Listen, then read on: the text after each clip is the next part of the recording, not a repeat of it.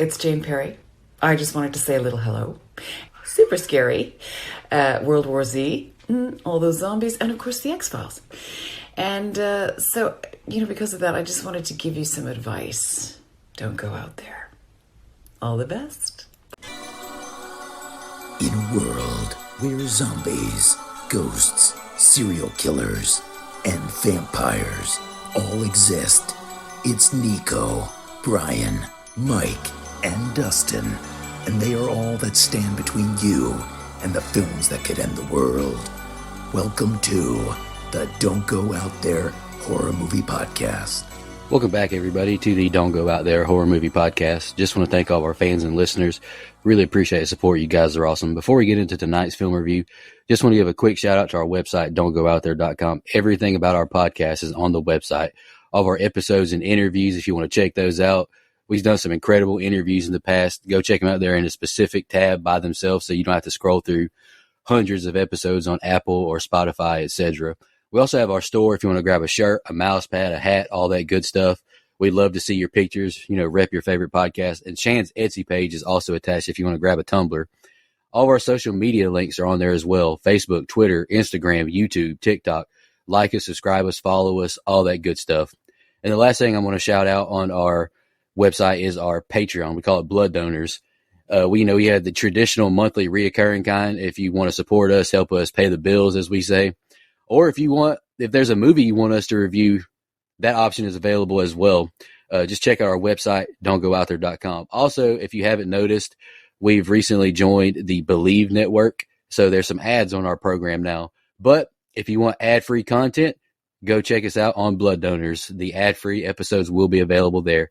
We appreciate your support. We hope you enjoy the episode. All right, guys, let's jump into the film review. This month is Brother Brian's month. He chose a theme, and he's got the first pick. Brian, you want to announce your theme and why you picked this movie? Yeah, I think I just went free month, right? Listen, I know that everyone's probably a little tired of zombie stuff at the moment, post-apocalyptic stuff, especially Mike, and that's kind of ironic because when this came out in 2013, the genre was kind of going through the same fatigue with Zombieland, Walking Dead, Warm Bodies, Resident Evil 45. But World War Z in particular had a pretty troubled production. Like, it catches a lot of hell, even from our fans, apparently, on social media, I think, about not being accurate to the book by Max Brooks, who publicly hates this adaptation. But, I wouldn't know. I'm not a reader from way back.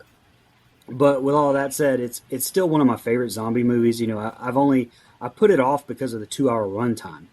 But one of my favorite YouTubers, is that what my fellow kids are calling them nowadays? One of my favorite YouTubers, well, she watched this movie the other day and posted about it, and I decided, okay, well, I just need to pick that. So, sorry, it really was just a coincidence that my picks for the series and this one. As far as this goes, the budget, it was outrageous, which one of us will get to, I think. But Brad Pitt doing Brad Pitt things, I mean, thank God it wasn't someone like Edward Norton or Ethan Hawke, but it all looked fantastic. And again, I really like the movie. Is it perfect? I have a lot of nitpicks with it. I would have done a lot of things differently, but we'll get into that. Yeah, you said. Go ahead. I was like, this man's itching over here. All right, I'll go next. I like this movie. I haven't read the book either. I remember tweeting about it many moons ago when I did finally see it, and people said the book is so much better. I can't remember what comedian it is. I think it's John Caparulo, a guy I listened to a while back. The book is never better because then you got to read it. That's how I feel. It's like I don't want to. I'm just not a part of that reading movement. I would rather see it visually and hear it. I don't know. I can just immerse myself into the story a lot better. Did you say reading movement? I hope not, because I said some dumb shit earlier on a TikTok, and I'm just not in. My head's not in the game right now. But let's try and get the I bet let's try and get the wheels back on the track. Jesus Christ, let's get the train back on the tracks now. I like this movie. Do I have some zombie fatigue, post-apocalyptic fatigue? Yes, but it's not my 28 Days Later pick or this pick or even The Last of Us. I think it's 28 Years Later that kind of ruined everything for me. They crapped all over my zombie love. Yeah. Because I've been liking the stuff I've been seeing, but 28 Years Later just pooped all. They threw a big dick all over it and just ruined it. But anywho, I like this movie. I do have some complaints. And I kind of threw all of my zombie nitpicks after doing so many of them on this movie, and that's not fair. But I'm still giving this movie a high rating because I enjoy it. And I do think Brad Pitt is very good in it. What made you go with that verse? You said it through a what? Anyway. You didn't see 28 inches later? I mean, years later? Oh, yeah. Yeah, you're right. I don't want to watch it now, guys. This is my biggest thing fear. About this movie is it didn't have, Samson Dong, and it didn't have the Power Rangers. So that's good. But first things first, this is a solid movie. It would have benefited from a different casting choice for the lead, maybe an Ethan Hawke or an Edward Norton, either one of them. But in all seriousness, I think this is a fun movie. It's adrenaline fueled, so a lot of action. And I'll just say it: Rick Grimes, they would have been screwed if it was this kind of zombies in The Walking Dead. mean, Otis got mowed down by them, and they were barely moving. I actually got mowed down by that no good Shane, but they were having trouble escaping zombies that could barely walk. These things are scaling walls. This is just such an awesome adaptation and representation of zombies. It's something that we don't typically see. Like, these things are super athletes. They're scary.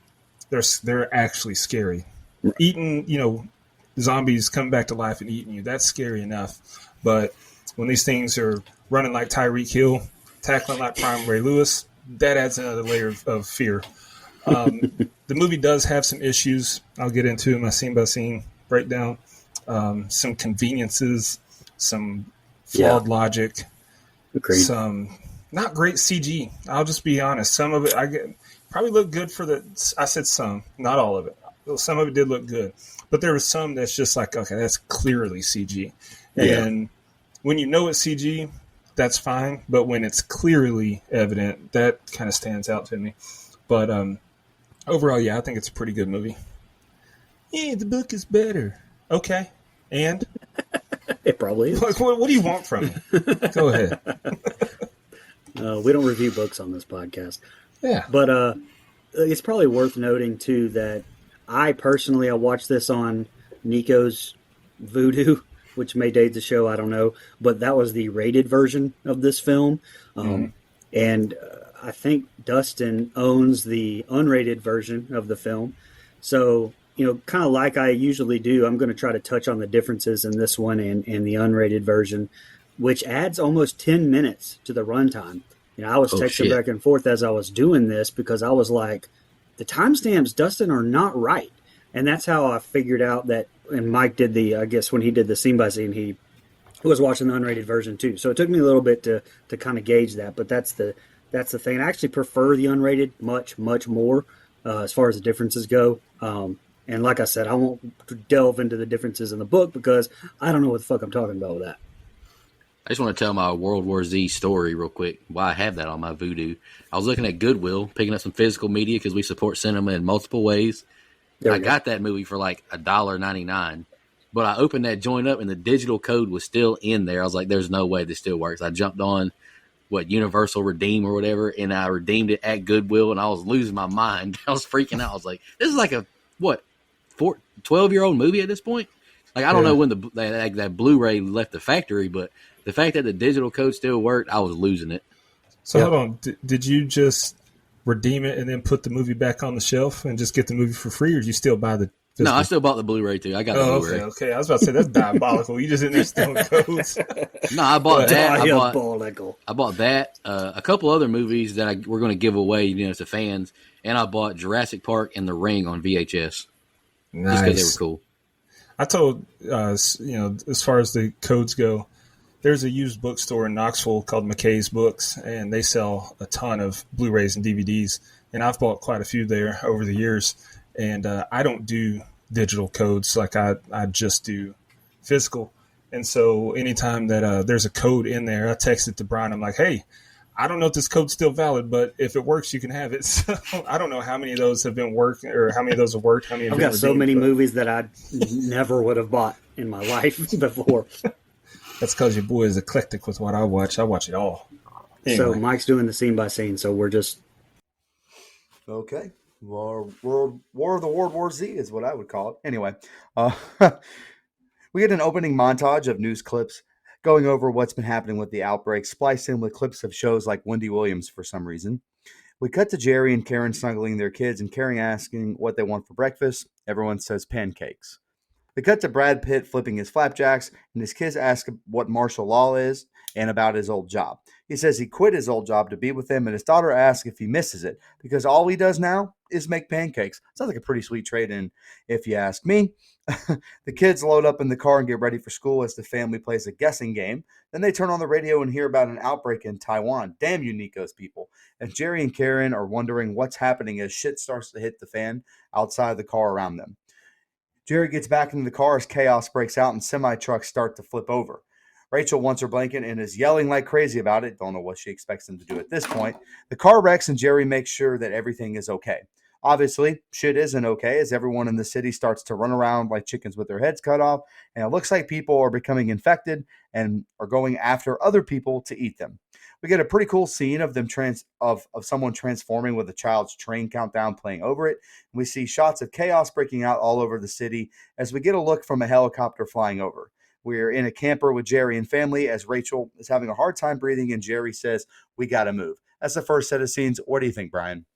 I don't know if I've said this before, but this is my favorite part of zombie films. Any zombie films, like seeing the normal day-to-day life of a family, getting to know the characters through just living before all hell breaks loose. Like, this is my favorite set of scenes in the movie as well. I'll get this out of the way too. Director Mark Foster was handpicked by Brad Pitt, and this is an absolutely beautifully shot film, I thought. Hell, it should be for the outrageous budget this thing got, but Forster mostly known for not large-scale films like Monsters Ball, which is great, and Finding Neverland, but I think that uniqueness of those intimate movies kind of lended itself very well here because shooting like that helps me, anyway, connect better with these characters. So I just wanted to point that out as well. This street scene, phenomenal. And I want to call out the way that they use those kids' toy, or they use that kid's toy to count the time that it takes for the zombies to turn. Amazing writing there. And we quickly go to those overhead shots, and wow, that fucking escalated quickly, right? We talk about the production problems, or I did in the opening a little bit. The script rewrite was almost 60 pages long and cost an additional $20 million to reshoot. And they had to reshoot a whole new open here and a rewritten third act, which I kind of wish I would have looked up what the original was. But Drew Goddard, who did The Martian, Cabin in the Woods, don'tgooutthere.com, and Damon Lindelof, who did The Hunt, don'tgooutthere.com, and Lost, with Christopher McQuarrie doing uncredited dialogue sharpening. But at the family breakfast, the TV news report of the zombie sighting, Rachel's asthma attack here, and just the madness of the street scene is probably the biggest difference in the rated and unrated cuts. A lot more blood in the unrated here as well. Yeah, the opening credits and coinciding music put me into a weird mood. We've said this several times, but watching back on these like virus movies post-COVID, I don't know, they just give me a whole new perspective watching these. Pancakes for breakfast every day. I ain't mad about that. Love me some good old pancakes. This is just me, but it's weird people who watch the news first thing in the morning, especially with kids. I'm not being anti-informed or anti-watching the news, but it's usually just bad news all the time, and I don't want to start my day off like this. It's like, good morning, 10 people died last night. All right, cool, sounds good. In the book, the spread began in China, but the movie adaptation decided my Taiwanese kinfolk started it, and I did not appreciate that. I don't know why they had to change it to my Taiwanese kinfolk. I thought you were from Kentucky. Well, my father... from whose seed I came from was, is Taiwanese. But anywho, we're 7 minutes into the film and we've got action already. Explosions, sense of dread from the radio, car crashes. Jerry, pay attention to the road, man. You got to focus on driving. You can let mom get the kids booked up. What are you doing, man? A qualm I have with a lot of these global outbreak films is they show these people getting affected immediately with symptoms. How does it start in Taiwan and make it to Philadelphia untraced? Like Train to Busan, that was one location, essentially, not all over the world. So that works for me, but I don't know. It's just, and that's not just World War Z. That's all these movies. The acting and the effects on these people running are all top notch so far. This is another annoying moment. Why are you pulling over now? Mom can look for the inhaler while you keep getting the hell out of Dodge. Like, why are you pulling over, man? But I did love Jerry's line when when asked, "Can you hold out another hour?" He's like, "Do we have a choice?" I thought that was a great line delivery. Yeah, I like the opening credits montage. It's always a good way to bring us up to speed with the world that they're portraying in the film. And the score is good too, I thought. Quick introduction to the family and Jerry's life. It's efficient. It's good enough. And just like we saw in episode 1 of The Last of Us, they do a good job showing us the world is falling apart with the cops, the news, and everything else like that. And it falls apart in a hurry here. Action 7 minutes in, like you said, Nico. The mood becomes very frantic and stressful, and it's great. And we haven't even seen the zombies yet. So I think that's a testament to it. It's just you can feel the panic, and we don't even know what's really going on. And when we do, that just cranks up everything to a whole nother notch. That woman did a Chris Benoit diving headbutt on a van windshield and then banged her head through the glass. That's insane levels of CTE. And these ain't the Walking Dead zombies. Like I said, they can run. We're talking no allow speed. I am a little put off by the fact that they're like the only people that made it out of the city. It seems like they made it out way too easily. I expected the road to be backed up for miles. It's highly unlikely and convenient for the movie's sake, in my opinion. Other than that, though, it's a great open. Yeah, there's a lot of that. Like, there's just a lot of conveniences. Yeah. So I completely agree with that. Karen tries to crank the car but then gets a phone call. It's one of Gary's old boss's theory, and he's updating him on what they know. As he tells Karen to head north on 95, which I don't advise. I recently just did. That sucked. Anyway, he tells Karen to head north on 95, and he asks Theory if he has to do what he says, and he responds, like old times, I need you. We then see a title card that lets us know we're now in New Jersey, and we see the family drive up to a store that's an absolute madhouse. They're running around the store looking for meds for Rachel and presumably everyone else. Jerry runs into a man with a gun and who is guarding the meds and asks him what he needs. We hear a child and Karen scream as we see her being assaulted by someone. Another cop runs in to break it up, and Jerry says we have to leave. Jerry calls Theory to update him on the situation and tells him where he will be. He says he will move mountains to get him out here as we see Jerry start to kill some of the infected as the family runs away from them. We get a seizure-inducing red lit scene as Jerry helps his family get away from one of these infected fuckers, which, by the way, through the rest of this, I will be calling these zombie people infected fuckers. So there's a little bit of a heads up there. And Jerry helps his family get away from the infected fuckers. Karen lights a flare so they can make their way into someone's apartment. We're at this apartment now, and Jerry and his family are finally being fed and listening to updates of what's going on the radio. Jerry falls asleep and has a vision of the dude we saw transform before our eyes. He goes to check on all the kids in the closet. We get a little more information about Jerry's old job, and he says he used to work in dangerous places and then speaks to the family in their native language. He duct tapes something around his arm and goes on the hunt for something with Karen and children.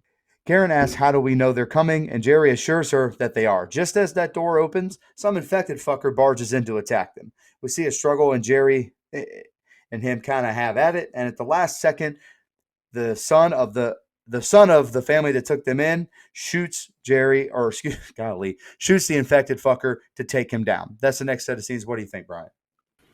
Now, listen, I know I said last set of scenes was my favorite in the movie, and that's true. But this particular scene in the pharmacy is probably my favorite scene in any zombie movie ever. Like, it's the one scene that has stuck with me all of these years after watching this movie, to the point to where, like, I couldn't even remember which zombie movie it was in. But the realism of this pharmacy scene, having kids, putting yourself in this position where it's not just about you. I mean, you have to go out and you have to try to get what your kid needs to live, and the medicine and just the way that they portray it, the sheer chaos it was very powerful to me. And like I said, it stuck with me more than any scene in any post-apocalyptic zombie whatever movie. And this scene right here and the train to Busan, there's the scene at the end of that one stuck with me too. But I mean, just having to leave his daughters to shoot the guys trying to rape Karen. And I think every time I think, shit, someone's going to grab those girls. It's when the guy at the pharmacy has them at gunpoint. There's actually, in the unrated version, there's an extra shot before you see his face, the face of him standing next to a body with a pool of blood that he had just shot a guy before. So it was there to add more tension. They obviously neutered that. In the alleyway on the way to the apartment complex, there's a shot in the extended version of Jerry shooting a zombie in the head. And at around 18 minutes here, the zombies are bashing at the door longer and actually manage to get in that cut. Jerry throws a refrigerator down the stairs, shoots another zombie. We didn't see any of that in the normal theatrical version. And when Jerry and Karen are running through the corridor in the theatrical, the unrated shows her entering an apartment, finding 2 dead bodies. So just a lot more killing and zombie action, I guess, that they made them cut. So much so there's actually a still of a zombie where the unrated has the makeup showing blood and cut up, like the zombies all cut up, and then the unrated has it completely cleaned up on the close up. So when I say they edited, I mean they thoroughly edited this shit. Just another action packed group of scenes. Emotionally, shit, I'm already exhausted. I bet that this movie was crazy to see on the big screen. Yeah, this movie is. Whew. The supermarket scene is a lot more believable than the one in 28 Days Later. It's utter chaos and wreckage. I mean, y'all saw how humans acted during COVID, with toilet paper, baby formula. Like, this was very realistic to me. Had to bring up toilet paper during COVID again, didn't you? I mean, you saw the videos where, like, they bring a pallet of it out and they just all rip it from each other. So, what did Nico say? Got left on white. Left on white. Oh, my God. That was the funniest shit.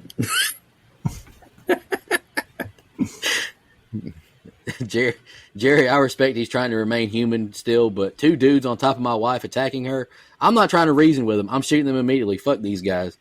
I thought it was a pretty powerful scene to show the homeless person unbothered by all the chaos around him because his life is already, there's no certainty to it, and it's already a struggle. The movie has been anxiety-ridden chaos for the last 11 minutes. I bet this was an exhausting film to make as an actor. And like you mentioned, bro, I bet it was a blast to see, like, on the big screen. Speaking of the big screen and Brad Pitt, go check out F1. He was great in that. The radio message saying to stay inside 2 weeks and have enough food is kind of ridiculous to me. How would someone be prepared for this? And how do you know it'll be solved in 2 weeks? Like, you can't trust the news. I couldn't imagine the fear inside this family as they exit the apartment either. And there's the dinner bell. Randy Orton out of nowhere, gunshot, and Connie won't stop screaming. Is a kid constantly screaming believable? Sure, but damn, it's frustrating and annoying as hell. Shut the hell up, kid. It was an intense, powerful moment with Jerry running to the edge of the roof in case he was infected, but why? He should have shot that zombie quicker, and to me, it's a little hard to disbelieve you wouldn't get infected with the blood getting in your mouth. The paratrooper here assisting is Matthew Fox, who is making what I believe his second appearance on the show, with Bone Tomahawk being first. So Brian's picked both movies with Matthew Fox in it. Go ahead, Dustin. Who else was in Bone Tomahawk? David Arquette. You got it bang right. Patrick Wilson. Kurt Russell. Kurt Russell's in great, man. I love Jameson Newlander, friend of the show. Yeah. A great movie. All right. Yeah, it's a very tense scene in the pharmacy there in that convenience store. I thought Jerry was about to get smoked. I like the portrayal of danger, but, people still having a heart at the same time. I like that. And then the guys were attacking his wife. That one guy was a terrible shot. How did he not hit a stationary Jerry? Jerry was sitting still. It's just awful.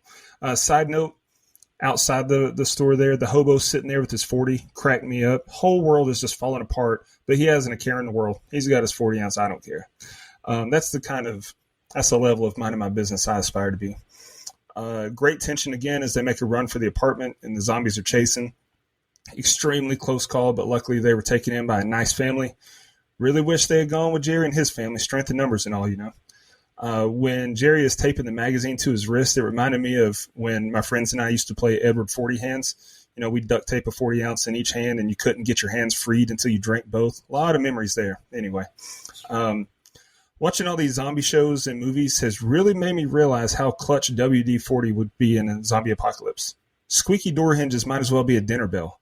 Jerry fought him off, though. Good for the little boy to help out and join the family. His relatives will be missed. This is a really good set of scenes, and I'm locked in. Karen comes back in to throw the flare so everyone can escape up to the roof. The chopper shows up, and the family barely makes it on as the infected dad from the apartment is now chasing Jerry down. They make it to the military base, and old friends reunite. They're safe for now as the family with all 3 kids that are left are given beds and blankets. Karen shows that this is bigger than one of their old apartments. There he walks Gary through some of the updates and what's going on and just how dire the situation is. We see a boardroom with, I'm assuming, some people of the CDC, and they think it could be another outbreak of the Spanish flu. as they try to come up with ways to contain it. Theory brings in a military captain who's trying to get Gary to go on an operation to save the country. And initially, Gary says no, that he's done with that, and he has his family with him. Captain lets him know won't have a place to stay if he doesn't help out. And in order, if he doesn't help out, in order to keep his family safe, he has to help humanity. Jerry then goes back to explain to Karen what he has to do in order to stay there. And he goes and tells his daughters and new son goodbye. And then he tells his new son to take care of all the ladies. He kisses everyone goodbye, and the next thing we see is a military plane taking off. We see Jerry logging into his phone and Karen watching the plane take off. Jerry and Fastback are in the plane coming up with a plan as Fastback explains how viruses like this work.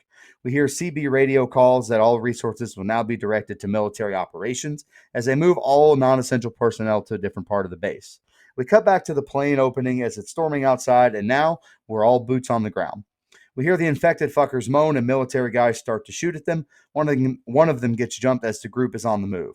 We're at this new base where Gary is sticking up for his guys that volunteered to be here, and this asshole tells him that shit happens. He asks about the zombie memo, and this asshole says it was an email that obviously nobody read. Okay, this set of scenes is where the movie kind of starts to go in a different direction for me. I mean, it's not necessarily bad, it's just different. I mean, you guys mentioned Walking Dead, insert zombie movie here. But we're following a normal person trying to navigate this shit and survive. But in this movie, we're following someone important. I mean, someone with that government hookup trying to figure this thing out, figure out the source. So I kind of appreciated just a different perspective a little bit. And while I love the former, obviously, it is a nice mix, just to kind of mix it up a little bit, if that makes sense. And you get to see a very realistic, I feel, version of how the government would be. They would just fucking abandon anyone and everyone and just save themselves. So us normal folks would just be left to die while everyone we elected would scurry along. But nevertheless, it's really fucked up to give Jerry that ultimatum like that. I thought just fucking unreal. And even more unreal when we find out what they do when they think he's dead. But that just infuriates me. But anyway, that's jumping ahead. Also, I love the line, these guys are hammers. And to hammers, everything looks like a nail. So call out if you see something. And then the delivery from Els Gable as he gave that dialogue about Mother Nature being a serial killer. I thought that was phenomenal. At the end of the set of scenes is really where some of the alternative footage I said I would talk about the differences. It's used for the unrated cut. Comes in around 37 minutes here. Only the unrated shows some blood when the scientist accidentally shoots himself in the head during the fall. That's, spoiler alert, my least favorite kill.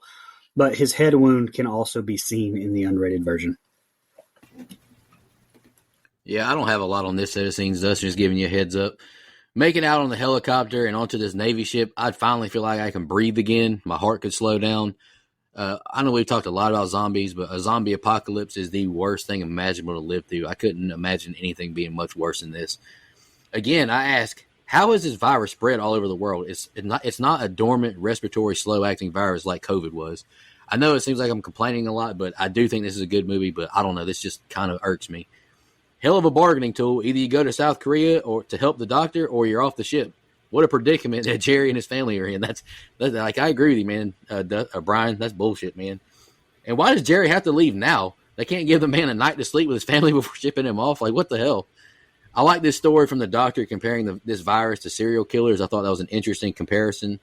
This doctor's death is embarrassing. Slipped and you shoot yourself. One of the most pathetic things I've ever seen. The epitome of soft hands. I've never been more disappointed. You survived medical school for 8 years, but then you fall and shoot yourself. Whew. Leo Ming, my guy Michael, whose last name I still haven't learned. Heisman from Haunting of Hill House. And last week's review of The Invitation, which I enjoyed. Shout out to my guy doing some work. And this is the last thing I got. Interesting reveal that others took 10 to 12 minutes to turn. I wonder if they had like a minor illness or some kind of sickness going on already that slowed the progression to the final zombie form. We probably find out in the book. I guess we'll never know. The way the zombies ran and fell over the ledge of the building was hilarious. Like, all I could think was, "Woo, he ain't gonna be a Rush Hour 3." Airlines being the perfect delivery system for a dangerous virus that's spreading rapidly. Seems familiar. Airports were COVID super spreaders. We get our actual plot here, which is good. You know, they help Brad Pitt with an ulterior motive. They need his help. So it's evil, but I get it. I think I'd rather take my chances with zombies than eat that bland-looking food and drink literal jet fuel. Let me off this boat, man. Love the shot of the zombie lunging out of the pitch-black rainy night as they get off the plane. That was awesome. Like, it was so dark, and he just came out of nowhere. The doctor falling and shooting himself was hilarious. But after he did it, what do you mean, come on? The doctor that I was supposed to help just killed himself because he's a clumsy moron. Nah, I'm going back. I'm still locked in, though. They enter a room with dead zombies, or dead infected fuckers, excuse me, as it's explained to Jerry what everyone in the room was trying to do and that they all got bitten. We see a flashback scene to a soldier as essentially patient zero, and he bites a doctor that ultimately started the spread of the disease. The group now follows Captain I don't know, to see an ex-CIA agent who has clearly lost his mind. He takes out his teeth and explains how the last spread stopped by pulling out the teeth of 23 million people. Then he starts to blame Israel, but says they were the first to act by walling off their country. Jerry tries to contact Karen, but they aren't able to, like they're using my internet here at my house. Back at the base, Jerry and Speaky rally the troops, and they're back to being boots on the ground in the worst weather possible. We have guys on bikes in this bullshit weather being talked to through CB radio, and we cut to Karen cuddling the children. Back on the bikes, as these guys' radio sets off some of the infected fuckers to attack them and try to eat them. We get a pretty cool battle scene in the rain as the soldiers and fuckers are fighting back and forth, and we hear a captain say, "Sorry, boys, I got this one," as Ellis lets Jerry know they need to detach the fuel line and get out of there. Then the directive that they need to take off, and now the plane has Jerry on it. We see a scene letting us know that they're now flying over Bermuda as he finally gets a hold of Karen and explains that Korea didn't work out and they're heading toward Israel. He asks how the kids are, and then just as that happens, he loses phone signal and we enter into Jerusalem. We see overhead flying shots of planes and tanks showing up as Gary now meets with Jurgen. Jurgen questions him and brings up his past and how an injury or mess up, I couldn't quite tell, halted his career back in 2007. And then Jerry tries to question why he built this wall so fast, and Jurgen kind of explains the past trials of the country and didn't want to see this happen again. He then reveals to Jerry that they've been letting people in, and then says that every single human we save is one less zombie to fight. And that's the end of that set of scenes. Go ahead, Brian. How did you all escape this? The expenditure of ammunition. Another great fucking line. Now, when Jerry is talking to the CIA agent, the legend, David Morse, Disturbia, Green Mile, etc., etc., etc., but it's almost got this Jason Goes to Hell homage where the agent needs one tooth for the information, but that's actually cut in the theatrical version, so it's often looked at as a goof because he's already toothless in the theatrical version, but the whole scene with him pulling his own tooth is only shown in the unrated version. And just a nitpick in really all movies here for me, when Jerry tries to call Karen on the sat phone and you can clearly hear her through his walkie-talkie, but yet he can't hear her. That happens in all movies, and it bugs the shit out of me every time, so I just wanted to point that out. And this is the last thing I had on this. Spine's divine, but those knees work just fine. That's poetry, man. Just sheer poetry in that writing. And I laughed my ass off at, looks like we just woke the dead. Out of respect for the dead, please turn off all pagers and cell phones. Like, that made me laugh. That's how I would be in this dire situation, just like that. Shit was hilarious. I can't wait to hear what Dustin says about Karen being the one to fuck that up for him too. I tried to call you. Yeah, no fucking shit, Karen. Love y'all, lady listeners. Just going to go ahead and say that now. Former CIA agent is played by, like you mentioned, Brian David Morse, who we last saw on Disturbia. An underrated flick in my eyes, and shout out to, huge fan of the show, shout out Joe for picking that movie. I think most of this interaction between Jerry and the CIA man kind of drags, though, just to get us to the Jerusalem man. We've said this several times, and it's funny we're doing a zombie series based on a video game, like, at the same time we're doing this. But this scene feels like a video game, and I say this a couple times. Jerry has to get to the locked-up CIA man, get info on who to contact, make it to the plane. It just felt very mission-oriented. I'm not sure how these Army phones, sat phones work, but why in the world is the ringer on in a moment like this? And why is Karen trying to call him? We're losing recipes on both ends, and I'm frustrated with both of these people. Y'all are idiots. Tough to see the captain had to off himself after getting got. Hate to see it, but I guess it's better than being a zombie. I don't know. I chuckled at Jerry's line, Korea didn't work out. The visuals of the explosion from the aircraft are horrifying, but they look great. What a scary reality our troops deal with. After this history lesson, I get why Jews in this movie are one step ahead in regard to protecting themselves from attacks. And this is the last thing I got. Powerful line. Every human we save is one less zombie we fight. As we ended the set of scenes, I thought that was great. Go ahead, Dustin. Yeah, the guy in the cage, man, what a fall off Mr. Turner had. He went from being spied on by Shia LaBeouf to pulling out his own teeth. That's a Disturbia reference, by the way. When Jerry called Karen, that's exactly what it's like having Verizon in Tallahassee. I mean, it absolutely burns my britches. When they head out on the bicycles, again, WD-40 would be so clutch. Did you hear those pedals? My God. Super frustrating when Buddy just happens to get his sleeve caught in the barbed wire and then Jerry's phone rings. Like, there's two sides of that. Number one, listen, lady, I told you I'd call you, just like a woman, to be impatient. Be like, no, I got to call my man. Listen, you almost got him killed. But also the other side of that is it's just forced tension. And it annoyed me more than it worked because, like, come on, would that really happen? Maybe. But the guy just happened. It almost seemed like he stuck his arm out to get it caught on that barbed wire. So I hated it. Heck of a tackle by the one zombie. Brought his hips and leveled Gary. Need him in Garnet and Gold this fall. And then, so Israel built a wall around their entire country to protect themselves. The United States probably paid for it, no doubt. Not the best set of scenes, but it's still really solid. We see another helicopter fly over and people singing and celebrating in the streets of Jerusalem. Jerry asks Jurgen how to get into India, but he doesn't have an answer as we keep cutting back to an army of the infected fuckers charging the wall. They finally get in and chaos ensues. We see gunshots and fuckers flying around everywhere as more of them are climbing over the wall.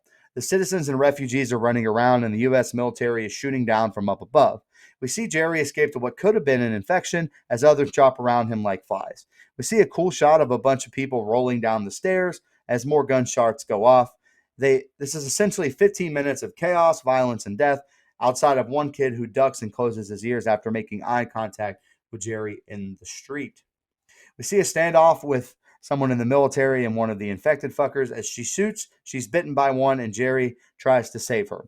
We then see one of the military choppers explode and fall to the ground. And now we're looking for the safest plane to take the wounded soldier. And this time it's an airline with passengers.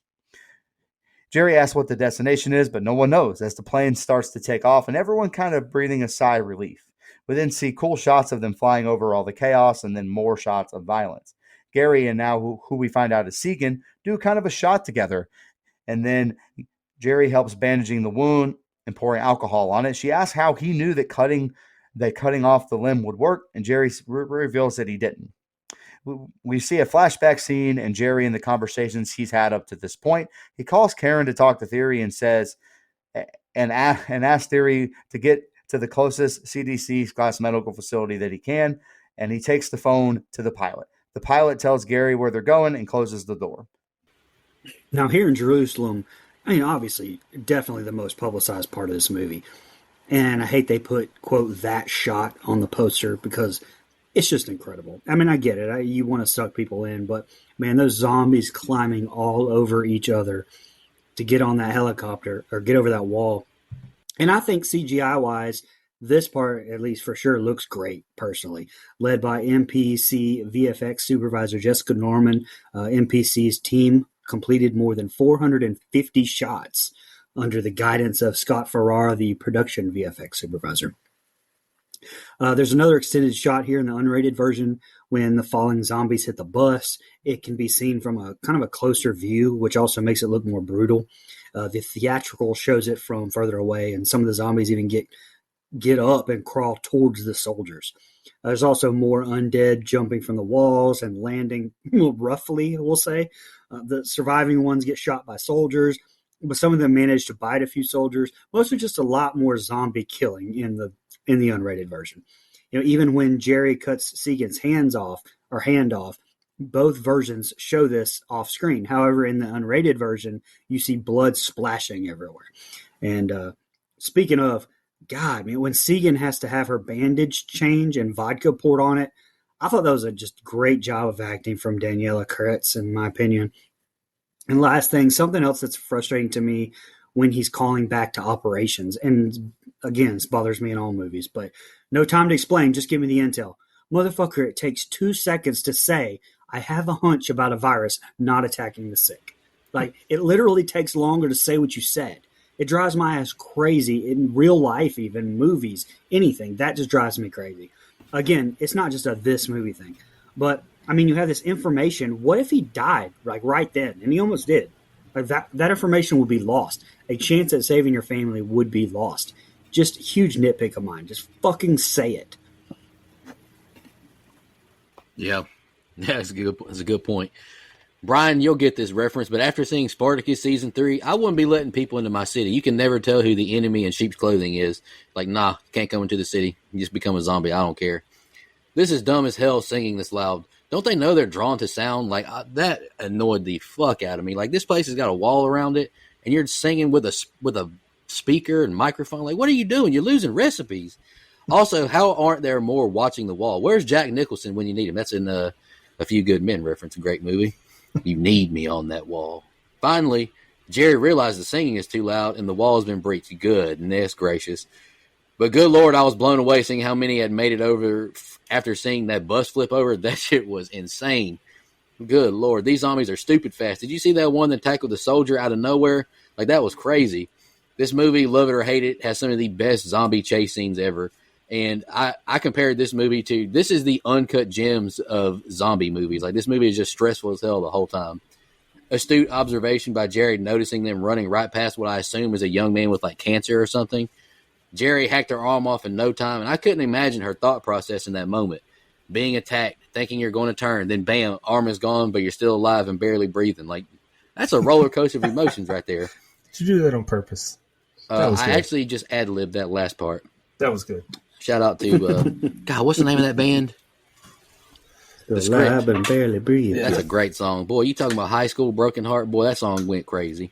Good to see Jerry and Segan made it into the plane, but look how chaotic it is outside of the plane and seeing a swarm of zombies running at you. Lord have mercy. My cortisol be through the roof. No way in hell if I'm Segan, I'm looking at my wound while Gary cleans it. Fuck that. Ugh. She's tougher than a $2 steak, though. Hand cut off and then thugging it out as her wound's clean. She does not have a soft hand. Look, this is the last thing I got. This is the last thing I got. Love the progression of the story. Jerry using his noodle, too, realizing the chink in the armor of the virus. I'm really liking the storytelling. We got really cool aerial shots of the Israeli wall and the zombies surrounding it. And then we get, perhaps the most memorable scene of the whole movie. The zombies using themselves as a ladder and scaling the wall. Just an iconic scene. CG here doesn't look great, but it's still really cool.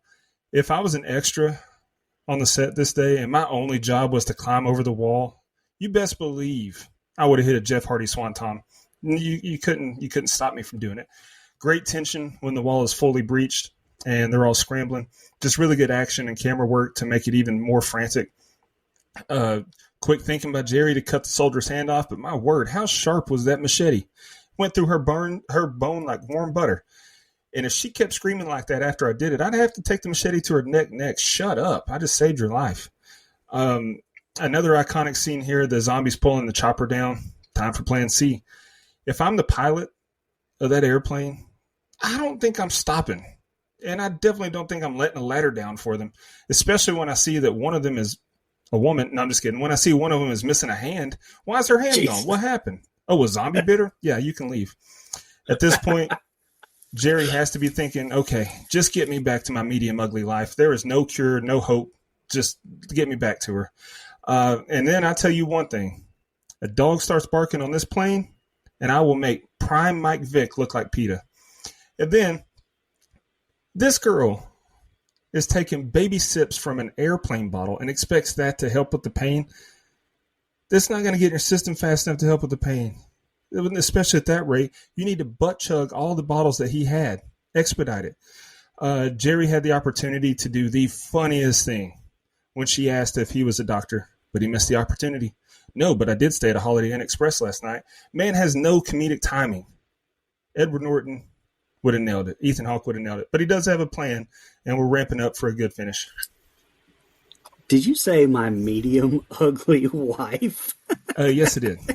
She looks like Ron Howard. Jesus Christ. Mark her off the guest list.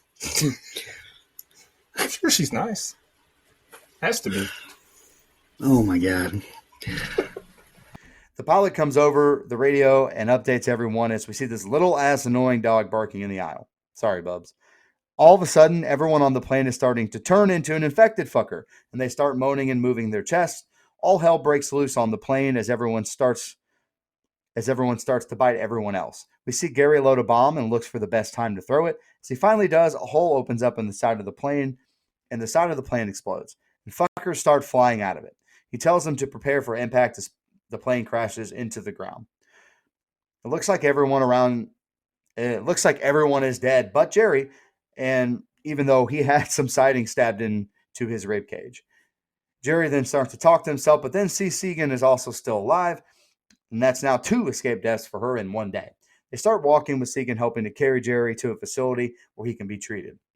Back at the military base, they let the captain know that they've lost contact with the plane. Then someone lets Karen know that Theory would like to speak to her, as Theory is on the phone saying he would look after his family as they take off in a plane moving to a refugee base. We cut to Jerry laying down on a bed and dreaming of an infected fucker instead of a white Christmas before he wakes up with a complete stranger looking at him. The stranger calls him a tough bastard but a lucky one, and now there's 2 strangers who want to know who Jerry is, and he won't tell them. Stranger holds the phone, and Jerry makes him call Theory, or makes him call Karen, and Theory answers and tells him he thought that they were dead, and Jerry wants to know why Karen didn't answer, and he finds out his family had been sent to a camp in Nova Scotia. We see Jerry bandaging up as the stranger lets him know that he also lost a son, and Jerry apologizes for being a dick. He asked them again why he's here, and we see this group enter a lab. And Jerry asks for the most lethal but curable disease. He explains to the scientists that the infected fuckers need a healthy host, and he wants to infect everyone as a camouflage. They show him video footage of where these samples can be found, but everyone else there died or became infected. They decide to go through with it anyway as they stand before the doors with everyone holding a weapon. That's it for that set of scenes. Up next is the last one. On the plane, I literally verbally said out loud when that damn guy with glasses dropped the suitcase, gaining the infected attention. You motherfucker. I was so damn frustrated. Regardless, no time in the movie to catch your breath. I mean, just another insane action sequence on the plane. Meanwhile, Jerry is like, literally, fuck everyone else on this plane. Give me your grenade. Fuck them all. I kind of love that. It's funny anyway. Now, we talked about the CGI earlier, not the best in the world on the plane crash. I completely agree with that. I thought that was the most standout scene in the movie that was not great CGI, but I mean, it wasn't the worst in the world either. So, some alternate footage on the plane scene. In the theatrical version, Jerry goes along the hallway and also does this in the unrated version. However, there you also see a zombified stewardess attacking a passenger. We also see a zombie take a bite and blood splashing, which is neutered in the theatrical version. Just literally a ton more graphic scenes of people being bit and more blood. And again, I fully, as a horror fan, recommend the unrated version of this. And again, I say, absolutely fucking gut-wrenching when they make him relocate his family. Like, absolutely just such a slap in the face. And such a that's like, of course they would do that to them. I mean, just after someone just died for you, doing what you blackmailed him into doing. And he only did it to ensure his family's protection. And you're like, oh, he's gone. Get him off the ship. I mean, it's good writing because I guess it invoked those feelings from me. But God, it pissed me off. And truthfully, I don't love the way that he happens to just wake up at the research facility. Like, this is the convenience thing that I didn't like here for the rest of the movie. If something's different in the book, write in and tell us, Sean Irwin. But I hate that luck portion of it. Like, I want to see some struggle to get there because I sure as hell don't buy them, given everything going on, rescuing some white guy and then them just, by the way, being able to speak English. Like, in a movie with zombies, to me, that's the biggest reach I have an issue with. And how is he not losing his shit trying to find his family after learning about them being shipped off? Like, he got a little bit antsy on the table, and then we just cut to him just being perfectly fine. And Nico, I want to thank you, because while they were talking about the pathogens and chlorophyll, more like borophyll, but when they kept showing the zombie in captivity, I was like, I think I saw that bitch last night at the Circle K.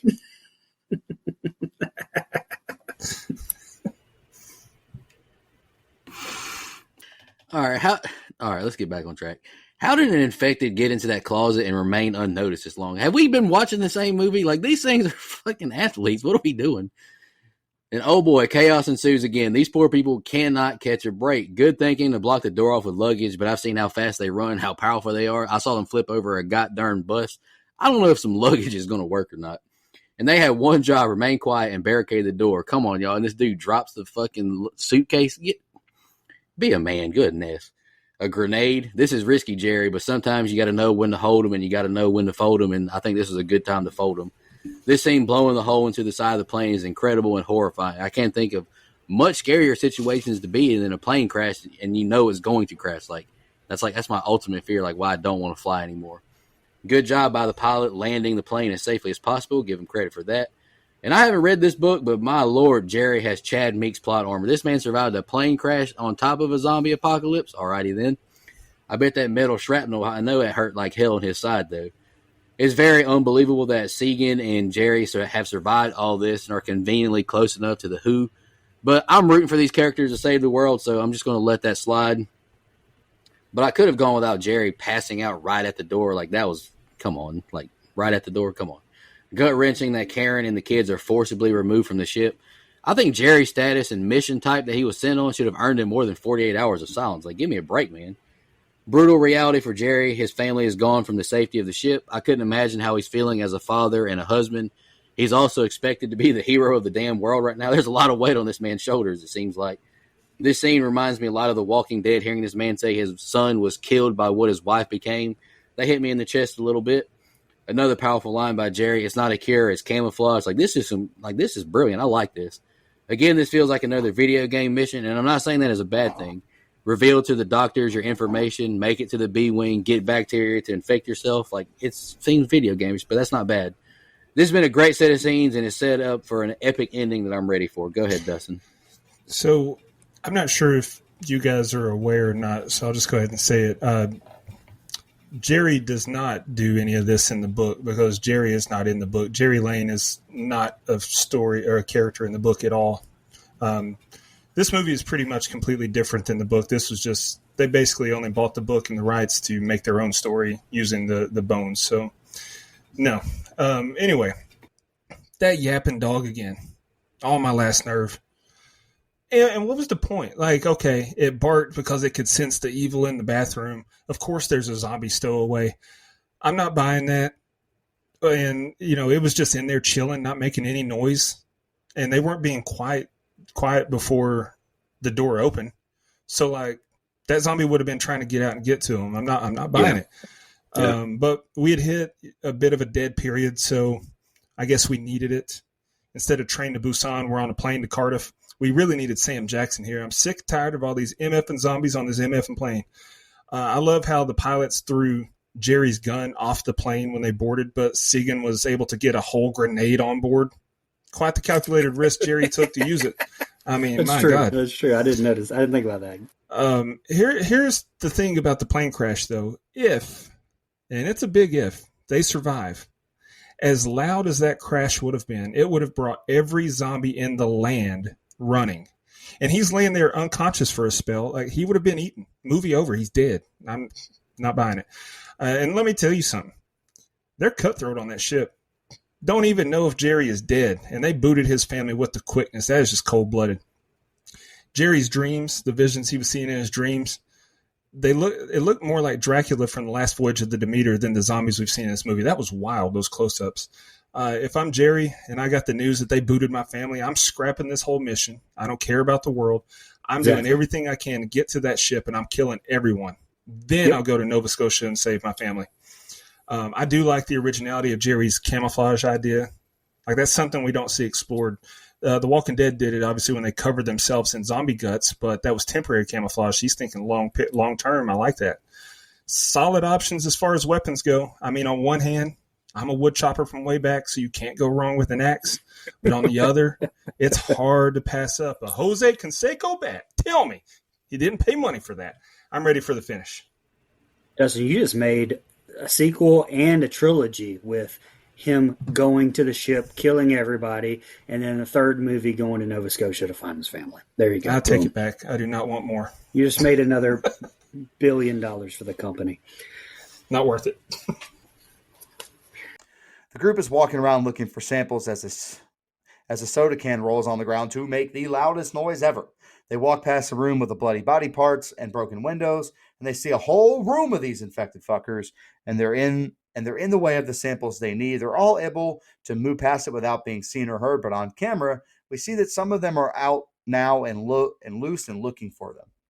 They make it down to where the samples are as they shoot one of the infected fuckers and make a bunch of noise as a distraction as they all start to follow the noise.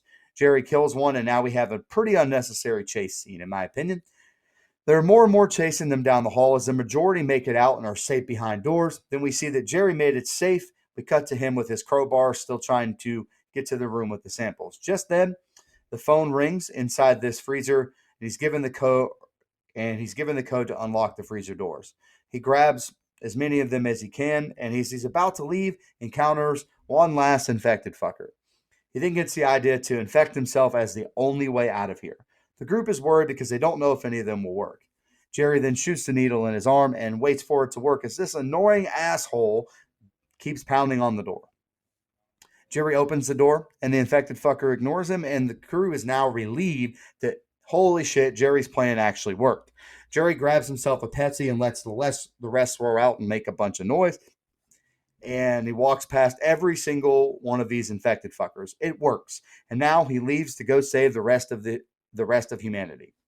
Last scene, we're in Nova Scotia where his family is, and he's been reunited with them. Then we get a luscious voiceover from Brad Pitt that lets us know that this is not over, but it has bought us time. And we see a bunch more scenes of chaos ensuing. He says now they have a way to fight back, but to be prepared for anything. That's the last set of scenes. What do you think, Brian? Yeah, so crazy enough, the ending for the most part was almost, to me, the slowest part of the entire movie.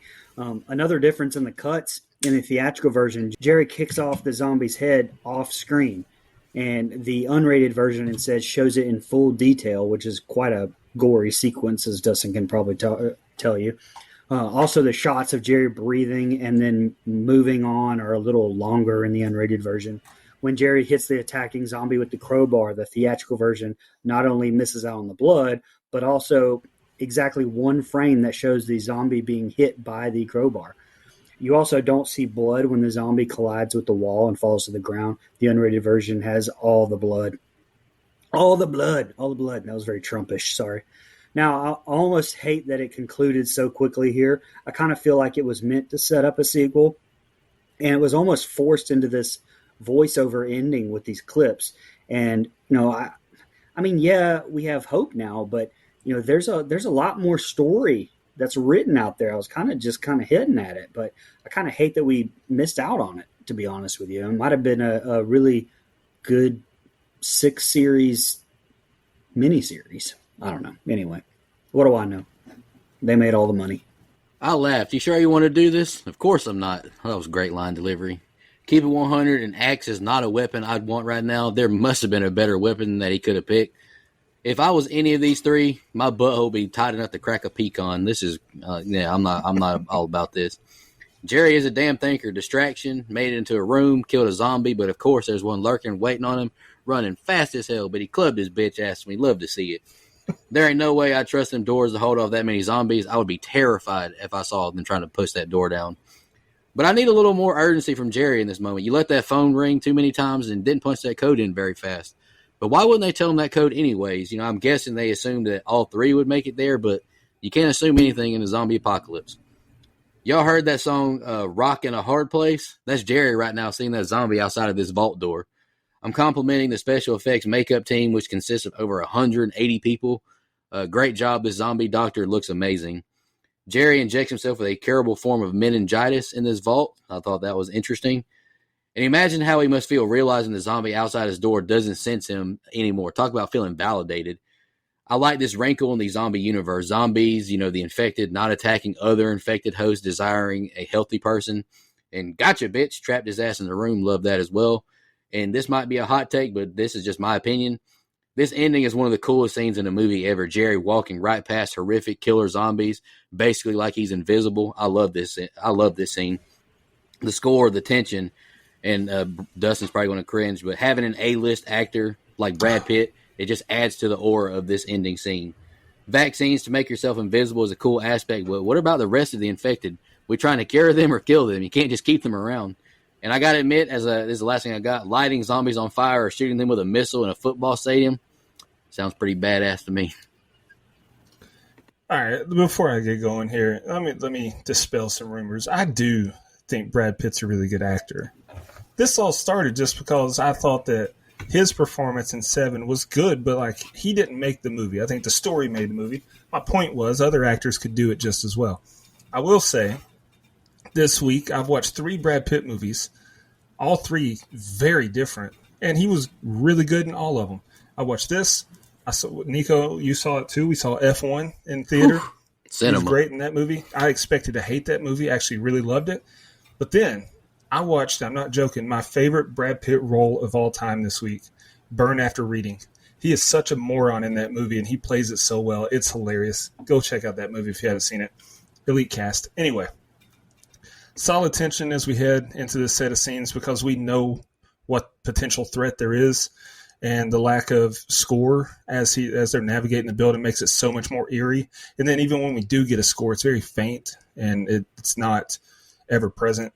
Kind of comes and goes. I like that. But then another creaky door hinge. Where is the WD-40 and why hasn't Jerry thought of that yet? So annoying. And you knew it was going to be too good to be true. No way that they'd get in and get out without a fight. Dummy banged into the wall or the cabinet or whatever, and then Soldier Girl had to fire her gun. Idiots.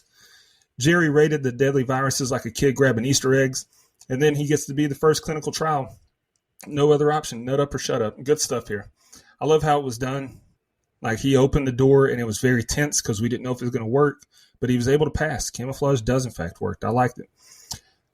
Now, he even had time for what I believe was a Pepsi, but it was weird. The way he held the can, there was no logo visible. And I rewound it and watched it again because you see in that soda machine, there's other Pepsi cans with the Pepsi logo visible. And then earlier when they were trying to make it back there, they kicked the Mountain Dew can across the floor and you could see the Mountain Dew logo very clearly on the can. So it seemed very odd to me. Was that product placement or was it not? Because I would have to believe if it was, Pepsi would want their logo to be seen when he's drinking it. So it was very, very strange. I'm sure that I'm the only person that noticed that, but it stood out. Last thing I got, I think my favorite part of this whole movie is how the ending showed us, things are progressing, but it's not over. The war, they even say the war is not over. We haven't won yet. And they still don't know how it started. That sets it up for a sequel. What makes it my favorite part is that we haven't got a sequel. Let's keep it that way. Not everything needs to be milk dry. Let our minds draw our own conclusions. Solid movie. No, I want to see John Wick, Brad Pitt, where he goes to the ship, kill everybody. Let's go. Brad Pitt teams up with John Wick and Denzel from The Equalizer, and they go kill all the zombies. Yeah, maybe Neo from The Matrix makes an appearance. Keanu had to pay double duty. It's fine. No, I noticed that thing about the Pepsi too. It's it was just a blue can. But I rewound it because I was like, that's weird. He's just drinking a can of blue. Have you ever seen the movie Sex Drive? Yes, the movie's hilarious. They stop at that trailer for him to have sex with a girl, and the mom's like, you want a can of purple? They're just drinking a can of blue. But the other cans had Pepsi logos visible. So I got to imagine if I'm Pepsi and I'm cutting a check, I'm like, can you not reshoot it and turn the can so we can see the logo? Yeah, seriously. I want that red, white, and blue logo right there.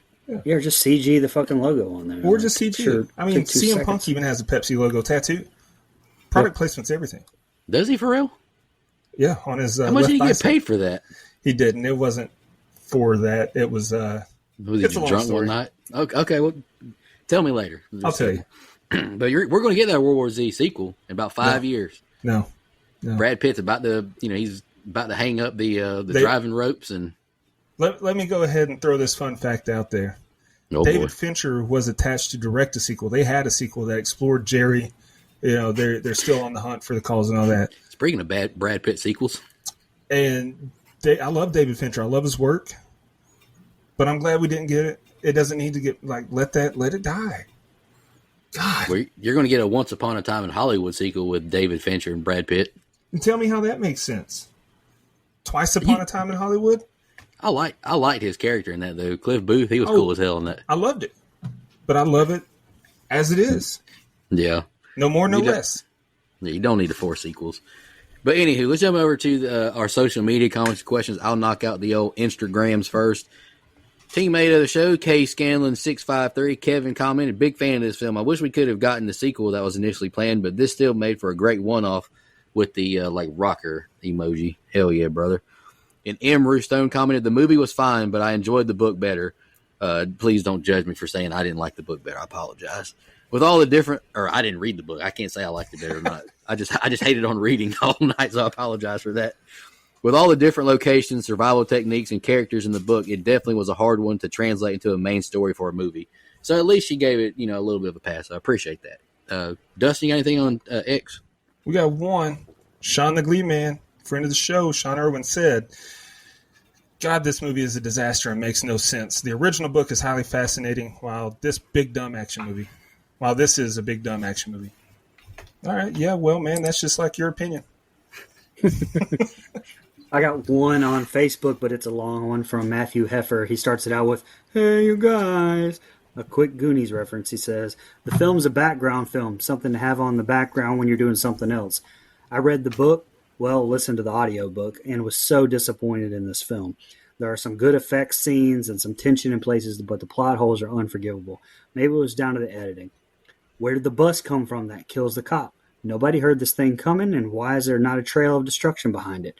There was talk of a sequel directed by David Fincher, but nothing has come of that so far. The film just reminds me of my ex-wife. She too would stand around, being quiet, not moving, clicking her jaws together, but as soon as the local pubs opened, she was running up the road like Usain Bolt. Good God. Keep up the great work, fellas. All the best from jolly old England. Yeah, I'm not the only woman basher. Listen, for all the people that, the book is better, Have you ever heard the phrase, comparison is a thief of joy? You're never going to enjoy anything if you just keep comparing. Let it work. Let the magic happen. That's right. Enjoy sequels, Dustin. Let the magic happen. I'm sorry, you cut out. You got any fun facts you want to share? Good couple. Yeah. All right. Brad Pitt said of his involvement in this film, this whole thing started because I just wanted to do a film my boys could see before they turned 18, one that they would like anyways, and they love a zombie. So, all right. Max Brooks, the author of the book, publicly stated, like you said, Brian, the film that he hated it, or that he didn't like it, but he felt the film had very little in common with the book beyond the central storyline. So it was different. Same, but still different. Shooting in Malta for the Jerusalem scenes was a nightmare, with 2 film crews working side by side, hundreds of extras, and all sorts of minor costs escalating the budget. One day, shooting had to be delayed for several hours because the caterer hadn't prepared enough food. When work in Malta finished, the wrap-up crew found a stack of purchase orders related to the cast and extras that had been casually tossed into a desk drawer and forgotten. The amount totaled in the millions of dollars. And all the while, the script still wasn't finished, with work still being done in the third act. So that's why the budget got so out of hand. Brad Pitt's production company was in a bidding war with Leo DiCaprio's production company for the rights. Pitt obviously won. Ed Harris and Bryan Cranston were originally cast in the movie, but both dropped out due to scheduling conflicts. That's interesting to me. Like, I wonder who they would have been, because those are 2 great actors. And the last one I've got, Brad, we've already mentioned Bone Tomahawk, but Brad Pitt was in 12 Monkeys with the great Bruce Willis, who was in Once Upon a Time in Venice with David Arquette. Okay, I got a few here. The nuclear detonation that Brad Pitt observes from the aircraft after departing South Korea is stock footage of the Crossroads Baker, which is an underwater nuclear test conducted by the United States at Bikini Atoll in July 1946. I think we brought that up during Godzilla -1, if I'm not mistaken.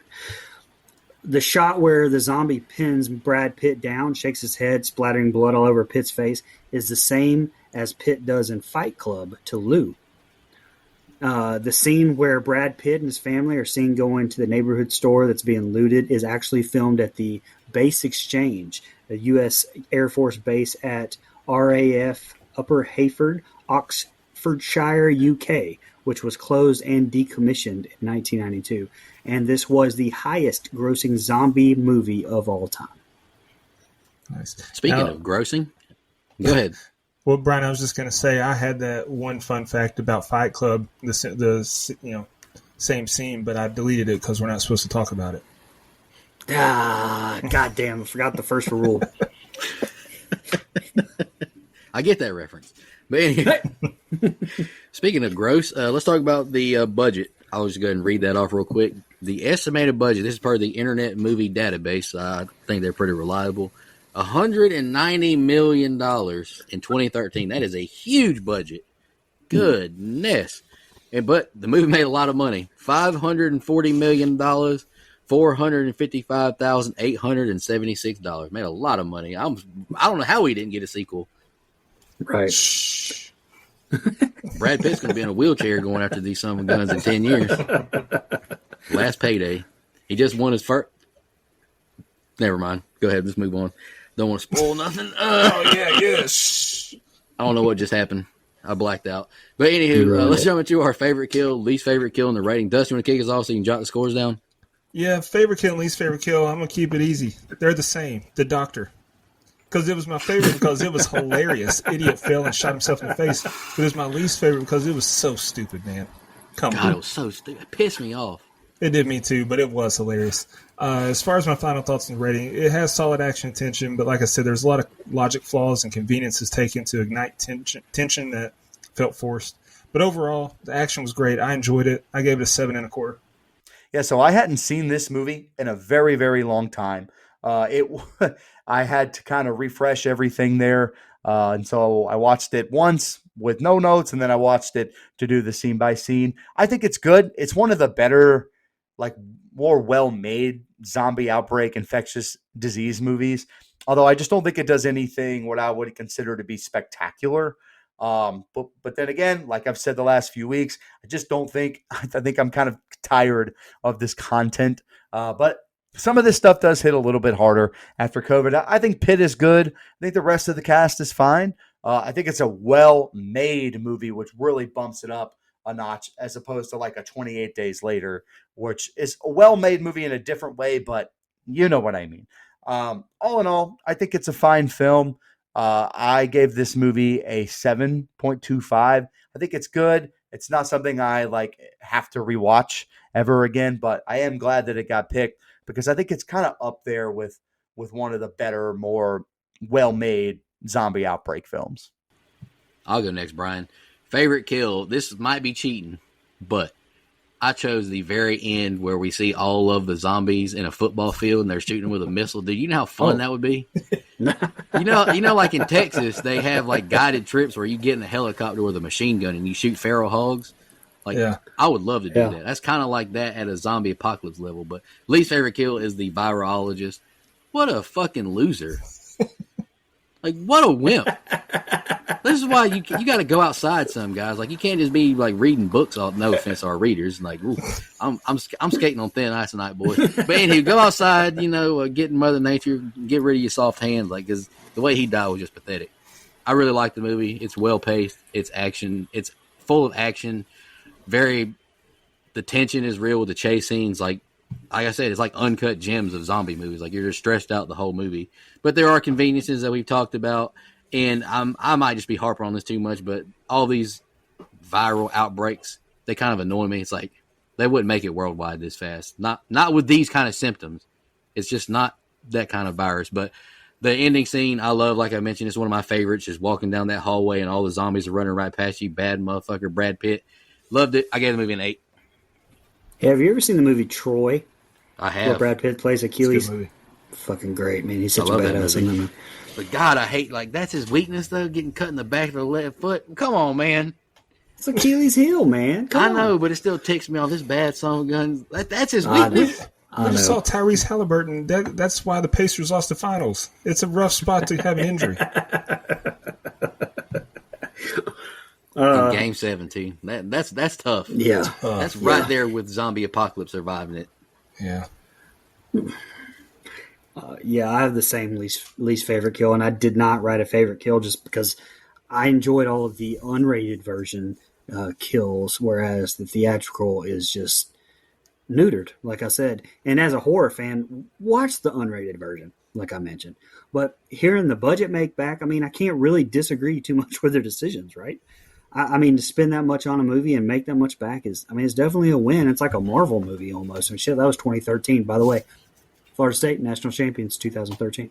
It's definitely a win, just not really for horror fans until it came out on DVD. Now, while I like it, definitely not without its problems. I get frustrated at some of the decisions taken and made, which I've expressed. It's still a great time at the movies. I gave it an 8.5. Hell You gave it yeah. a what? All right, that gives us a composite score of 7.75. IMDb, they're sitting at a 7.0. Letterboxd 3.2, and Rotten Tomatoes 67% of critics gave it a favorable score. Fuck you, Rotten Absolutely. Tomatoes. 62%. That's failing in school, man. You hating, That's true. hating ass MFers. But anywho, what do they know? Let's jump over. We got any final thoughts on World War Z? I'm ready to wrap this up because I can't talk tonight.